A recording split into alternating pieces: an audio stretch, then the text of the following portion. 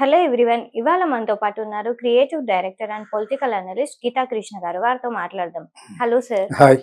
Sir, recent గా జరిగిన assembly సమావేశాల సాక్షిగా చంద్రబాబు గారు ఇట్లా మన ఆంధ్రప్రదేశ్ ని అభివృద్ధి వైపు తీసుకెళ్తాను, ఇంకా నెక్స్ట్ లెవెల్ కి తీసుకెళ్తా అని చెప్పేసి చెప్తున్నారు.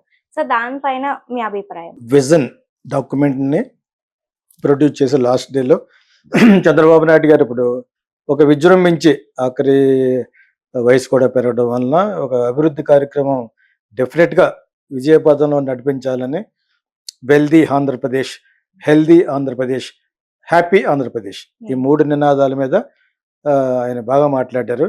ఆయన చేయగలడు కూడా. యాక్చువల్గా now I like him now because కాకపోతే ఇప్పుడు ప్రజలు ఏమని అడుగుతారంటే 6 ప్రామిస్లోనూ ఒకటేగా చేశారు, ఇంకా 2 చేయాలి కదా అని అడుగుతారు. అవి జస్ట్ రిమైండర్ అన్నమాట. మనం బట్ ఇచ్చేసేటప్పుడు అది చెప్పడం ఏంటికొని అనిపిస్తుంది, కానీ బట్ చెప్పాలి, చెప్ప తప్పదు. బట్ ఇప్పుడు నాకు చంద్రబాబు నాయుడు గారు ఇది తీసుకోవడం అనేది ఇనిషియేషన్ తీసుకుని చాలా స్ఫూర్తిని నింపారు అందరిలోనూ.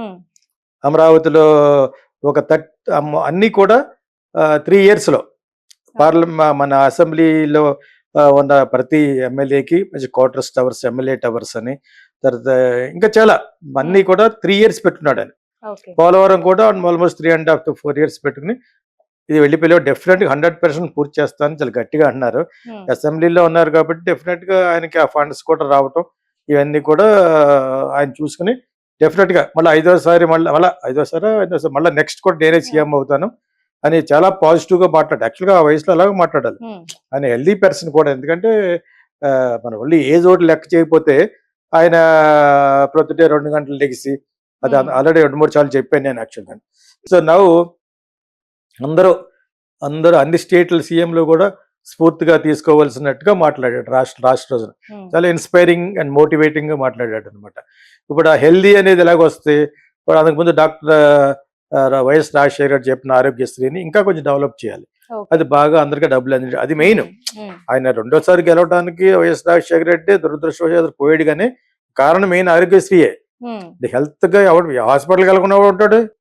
హాస్పిటల్కి వెళ్తే ప్రతి ఒక్కటి అబౌవ్ మిడిల్ క్లాస్ పెద్దవాళ్ళు అందరికీ కూడా చాలా బాగా ఫలించింది. కాబట్టి హెల్దీ ఆంధ్రప్రదేశ్ కింద ఆయన ఏమేమి చేస్తారని చూడాలి, కొత్త పథకాలు తీసుకురావాలి యాక్చువల్గా.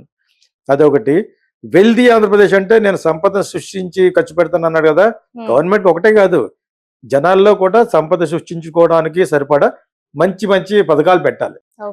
వ్యాపారం చేసుకోవాలి స్త్రీలకని, అండ్ ఆల్సో యూత్ కానీ, ఎడ్యుకేషన్ మళ్ళీ ఇంకోటి అన్నాడు అనమాట, 100% ఎడ్యుకేషన్ ఉండేటట్టు చూస్తున్నాడు.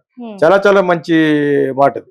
100%. అతను జగన్ వచ్చి ఇంగ్లీష్ మీడియం కొన్ని చోట్ల చూపించి చేపించాడు. అదే మంచి మంచి ప్రక్రియ. ఈయన కూడా ఇంగ్లీష్ మర్చిపోకుండా, ఇంగ్లీష్ అనేది ప్రపంచ దేశాలు వేరే దేశాల్లోకి వెళ్ళి కూడా పనిచేయడానికి పనిచేస్తుంది. మోడీ గారు అన్నట్టు హిందీ ఉండకూడదు, మన తెలుగు ఒకదాన్ని బట్టి వేలాడకూడదు. That's where. ఏదో పొలిటికల్ పార్టీ వాళ్ళు చెప్పారు కదా, జగన్ ఇంగ్లీష్ అన్నాడు కదా, మనం అనకూడదనే దారుణం ఉండకూడదు. ఇంగ్లీష్ మీడియం అనేది మస్ట్ ఇంటర్నేషనల్ లింక్ లాంగ్వేజ్. అది ఆయన కూడా మళ్ళీ వీడియో చూసినట్టు ఎవరైనా చూస్తే కూడాను ఇది యాక్చువల్గా you have to develop central board to all the people యాక్చువల్గా. అప్పుడే నీకు ఇంగ్లీష్ బాగా వస్తుంది.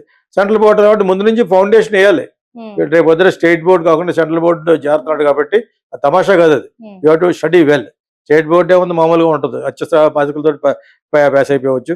And also you must reconstruct the position of Narayana, me friend అయితే ఉండొచ్చు, and also Chaitanya schools. Definite గా అది రీకన్స్ట్రక్ట్ చేయకపోతే మీరు అనుకున్న కళ్ళన్నీ పోతాయి. అక్కడ వచ్చి సరిగ్గా ఫుడ్డే బెటర్, హాస్టల్లో కొట్టుకోవడాలు ఇవన్నీ. వాళ్ళు చాలా సబ్స్టాండర్డ్ ఎడ్యుకేషన్ ఇస్తున్నారు నారాయణ అన్న, ఆయనను చైతన్య కూడా. అదో బిజినెస్ కి చేస్తారు, ఓకే. బిజినెస్ చేసినా కూడా education quality must be improved. Quality of the education improve అయితేనే వాళ్ళకి రేపొద్దున మీరుంటారు, నేనున్నాను. భావి భారత పౌరులు పెరిగి వాళ్ళు ఉద్యోగాలు చేసే టైంలో డెఫినెట్ గా I may not be there and you also not be there. అంతేనా?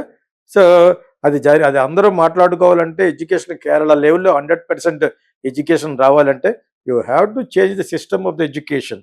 You have to improvise the system, the syllabus of the education, curriculum ఇవన్నీ మారాలంటే వాళ్ళ స్టూడెంట్ డబ్బులు దొబ్బేయడం చెప్తే నారాయణ చైతన్య అవి తప్ప గతలేదు. అందులో చదువుకున్న ఇంజనీరింగ్లకి ఎంతమంది నా డ్రైవర్కి వచ్చి శాలరీ కూడా రాదు. 23,000-24,000 రూపీస్ ఇక్కడ డ్రైవర్కి. అడగండి ఎంతమంది బీఈ స్టూడెంట్లకి ఆ శాలరీ వస్తుందని గుండెపై చేసుకుని. నేను ఒకసారి వర్క్ షాప్ పెడతా, ఫిల్మ్ వర్క్ షాప్ పెట్టడానికి తిరుపతి మహిళా యూనివర్సిటీ ఒకటి ఉంది అక్కడ, చాలా బాగుంటుంది. ఆ క్యాంపస్ లో వైస్ ఛాన్సలర్ వీళ్ళందరూ సబ్ రిజిస్టర్ గారు ఉండగానే ఎంతమంది కూర్చున్నారు, మీరు అంతా బిఈ చేస్తున్నారు, ఎంతమందికి ఉద్యోగాలు వస్తాయి, ఎంతమందికి ఎంత సంపాదిస్తారని అడిగారు. అయ్యో అలా అనకండి అన్నప్పుడు అది రియాలిటీ. అది మీరు ఇచ్చే క్వాలిటీ ఆఫ్ ఎడ్యుకేషన్కి ఎవడు ఈ ఇంజనీరింగ్ కన్సిడర్ చేయరు. ఇంజనీరింగ్ కన్సిడర్ చేసి IIM, IIT, they are the వాళ్ళ క్యాంపస్ బుకింగ్ చేస్తారు. మాక్సిమం హైదరాబాద్ బిజినెస్ స్కూల్ ఉంది కదా, అది అదర్ దాన్ ఇంజనీరింగ్, అక్కడ చదువుకున్న వాళ్ళకి కొంత ఇది ఉంటుంది తప్పితే వీళ్ళంతా ఏంటి కొన్ని వందలు ఉన్నాయి ఇప్పుడు. దట్ ఈస్ నాట్ 100% ఎడ్యుకేషన్ ఇచ్చే సంస్థలు కాదు. జనరల్ సిలబస్ ఒకటి చేయాలి, ఇంగ్లీష్ డెఫినెట్గా ఉండాలి, అండ్ ఆల్సో జాబ్ ఓరియంటెడ్ కావాలి. ఎందుకు హిస్టరీని ఇవన్నీ అది ఏదో ఒక 2 నెలలు చెప్తూ వచ్చేస్తుంది. డిగ్రీల్లో ఇప్పుడున్న డిగ్రీ ఆయనకి నిజంగా దమ్ముంటే ఈ డిగ్రీల్లో ఉండే ఇవన్నీ మార్చాలి, జాబ్ ఓరియంటెడ్ కోర్సులు పెట్టాలి. ఇది ఓన్లీ సజెషన్. ఆయన సీనియారిటీకి మనం సజెషన్ ఇవ్వాలి కదా, ఎడ్యుకేటెడ్ పర్సన్ గా. జాబ్ ఓరియంటెడ్ చేస్తాడు, బయట రాకుండా జాబ్ వస్తుంది. ఏం చదువుకున్నావా? బిఏ. ఏం చేస్తాడు? బిఏ చదివి బీకామ్ చదివి ఏం చేస్తాడు? అకౌంట్ కూడా రాదు వాడికి. సో ఇది వేస్ట్ ఆఫ్ డిగ్రీస్. అదే డిగ్రీలో you cultivate, you impose job oriented courses. అందులో అడ్వర్టైజింగ్ పెట్టచ్చు, ఫిల్మ్ కూడా పెట్టచ్చు. కెరీర్ ఎక్కడ బాగుంటే అక్కడ వెళ్ళాలి, కానీ అక్కడ అది ఏమి లేకుండా ఊర్లో డిగ్రీ అనేది అసలు స్కాప్ చేయాలి. అసలు చంద్రబాబు నాయుడు గారు ఒక సెకండ్ థాట్ ఇచ్చి జగన్ కంటే బాగా చేయాలి. అక్కడ జగన్ ఎడ్యుకేషన్ వరకు బాగా చేశాడు, హెల్త్ వరకు బాగా చేశాడు, ముసలి వాళ్ళకి డబ్బులు వేయటం వరకు చాలా బాగా చేశాడు. ఓకే, పెన్షన్ అనేది, తర్వాత ఏమో వాలంటీర్ సిస్టమ్ అనేది. మీరు వాలంటీర్ సిస్టమ్కి అది 5 కాదు 10 ఇస్తా ఉన్నారు, అదే చేయలేకపోయారు.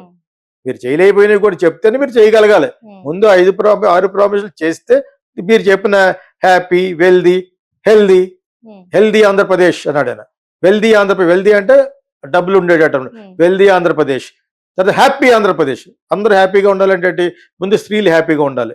But what ever it is, నేను మళ్ళీ చెప్తున్న సందర్భంగా మోడీ గారు ఇంకా పవర్ఫుల్గా ఉంటే రిజర్వేషన్ కట్ చేస్తారు. నేను అంతే, ఐఎమ్ ఫర్ రిజర్వేషన్స్ అగైనెస్ట్. మాదిగలందరికీ నో రిజర్వేషన్స్, అందరికీ ఇవ్వాలి, బిలో పావర్టీ లైన్ ఉన్న వాళ్ళకి. దీనికి కృషి చేయండి దయచేసి. ఎందుకు ఇవ్వాలి రిజర్వేషన్ ఫర్ పూర్ పీపుల్.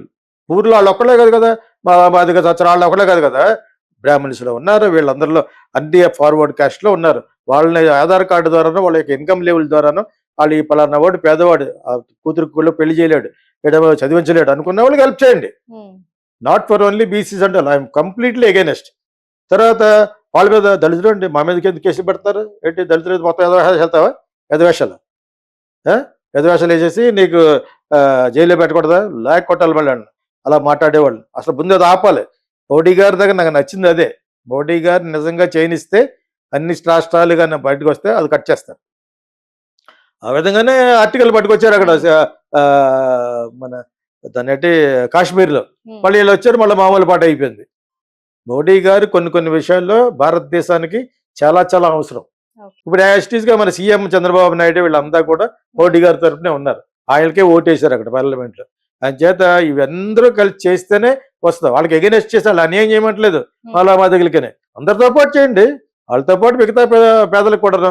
లేదు ఇప్పుడు కాంగ్రెస్ ఏమంటుంది, లేదు బీజేపీ వస్తే ఆ విధంగానే మన క్యాంపెయిన్ చేశారు. మహారాష్ట్ర ఇవన్నీ ఉన్నాయి కదా, జార్ఖండ్ ఇవన్నీ ఎలా చేశారు, వాళ్ళు వస్తే రిజర్వేషన్ తీసేస్తారని వాళ్ళు ఎక్కడ అనలేదు యాక్చువల్గా. ఆ విధంగా కొన్ని సీట్లు పట్టుకొచ్చారు, అయినా కూడా ఆబాస్ పాలయ్యారు. బీజేపీ వచ్చేసింది తప్పిక మెజారిటీతో ఇన్ మహారాష్ట్ర. ఇలాగా ఉద్ధవ్ ఠాకరే వాళ్ళందరూ మనం గెలిచిన వాళ్ళందరినీ హోటల్లో పెట్టేద్దాం, లేదా దొబ్బేస్తారు వాళ్ళు అంత లేసి ఏం తేపడు ఆ కూటమి దొబ్బింది, వీళ్ళ కూటమి వచ్చేసింది. సో ఇది పొజిషన్ యాజిటీస్గా. భారతదేశం పొజిషన్ కూడా కొంచెం చెప్పాలి కూడా చెప్పేశాను. But I like Chandrababu Naidu గారు నౌ ఆయన తీసుకున్న ఇనిషియేషన్ హృదయపూర్వకంగా ముందుకు వెళ్ళగలిగితే ఆంధ్రప్రదేశ్ బాగుంటుంది. అందులో మెయిన్ హెల్త్ వైఎస్ఆర్ చేసిన దాన్ని కంటే బాగా చేయగలగాలి. తర్వాత టు బి హ్యాపీ, స్త్రీలకి వీళ్ళందరికీ డౌన్ ట్రాడన్ గా ఉన్న వాళ్ళకి లోన్స్ ఇచ్చి బిజినెస్ పెట్టించుకోవాలి, సెల్ఫ్ ఎంప్లాయ్మెంట్ కింద. ఓకే, అది డెఫినెట్ కావాలి. దానికి ఎవరు అపోజ్ చేస్తారు? నోబడీ. ఐ మళ్ళీ అపోజింగ్ రిజర్వేషన్స్. వాళ్ళ ఒకరికి ఇవ్వటం ఏంటి? చదవకోళ్ళు మాడుతూ ఉంటారు, ఎందుకు ఇవ్వాలి? నేను అంబేద్కర్ గురించి, అంబేద్కర్ మీ ఒక్కడి గురించి చెప్పాడా? పేదలకు ఇమ్మన్నాడు, మీ ఒక్కళ్ళకి డౌన్ ట్రాడన్కి ఇమ్మని చెప్పాడు. ఆయనకి కోట్లు పెట్టి విగ్రహాలు కట్టేసి నాన్ సెన్స్ అది. సో ఇప్పటికైనా రియలైజ్ అవ్వాలి ఈ విషయం. చంద్రబాబు నాయుడు తెలియదనా? తెలుసు. ఓట్ల కోసం ఇక అలా చేస్తూ ఉంటారు, అందరికీ తెలుసు. Still they act for voting, vote bank రాజకీయాలు చేస్తారు.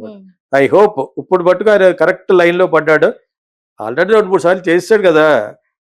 ఇప్పుడు చాలా కమిటెడ్గా హెల్దీ వెల్దీ హ్యాపీ ఆంధ్రప్రదేశ్ చేస్తారన్నాడు.